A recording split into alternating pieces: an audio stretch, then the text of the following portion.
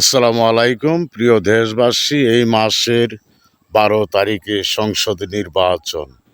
ইদারিং এক জনসভায় দেখা যাচ্ছে বিএনপির প্রধান জনাব তারেক রহমান উনি বক্তব্যে বলেছেন 12 তারিখে নির্বাচনে যেমন দানের শীষ প্রতীকে আপনারা ভোট দিবেন, তেমনিভাবে গণভোটে হার পক্ষেও ভোট দেবেন।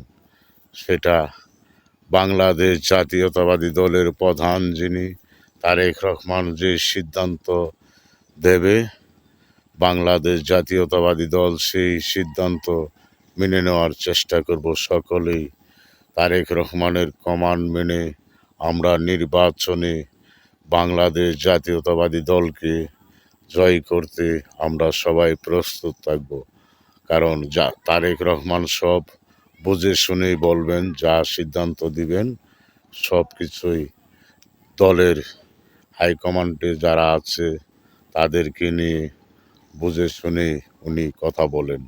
তো আমরা বাংলাদেশের সকল মানুষ, হিন্দু, মুসলিম, বৌদ্ধ, খ্রিস্টান যত জাতি আছে সবাই মিলেমিশে দানের শীর্ষে ভোট দেই। দেশকে শান্তিতে ও আইনগতভাবে দেশের শাসন করতে পারে, যেমন যেই পারে আমাদের বাংলাদেশ জাতীয়তাবাদী দলের যেমন প্রেসিডেন্ট শহীদ জিয়াউর রহমান, বীর মুক্তিযোদ্ধা। উনি নিজে যুদ্ধ করেছেন, এই দেশের জন্য উনি প্রাণ দিয়েছেন। তিনবারের প্রধানমন্ত্রী বেগম খালেদা জিয়া এই দেশের জন্যই প্রাণ দিয়েছেন। উনি এই দেশ ছেড়ে কোথাও যায়নি। উনি বলেছেন, এই দেশে আমার জন্ম, এই দেশে আমার মৃত্যু, আমি কোথাও যাব না।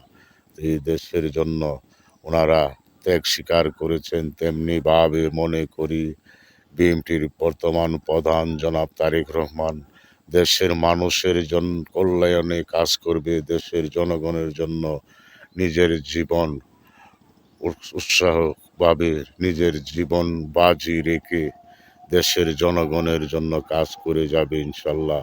এই দেশের প্রধান আল্লাহ রহমত হলে আল্লাহর অলিগণের দোয়ায়, নবী অলির দোয়ায়, আল্লাহর অলিরার বিশ্বাসী তারেক রহমান, আল্লাহর অলিগণের দোয়ায় আল্লাহ তারেক রহমানকে বাঁচিয়ে রাখবেন এই বাংলাদেশের প্রধান হওয়ার জন্য।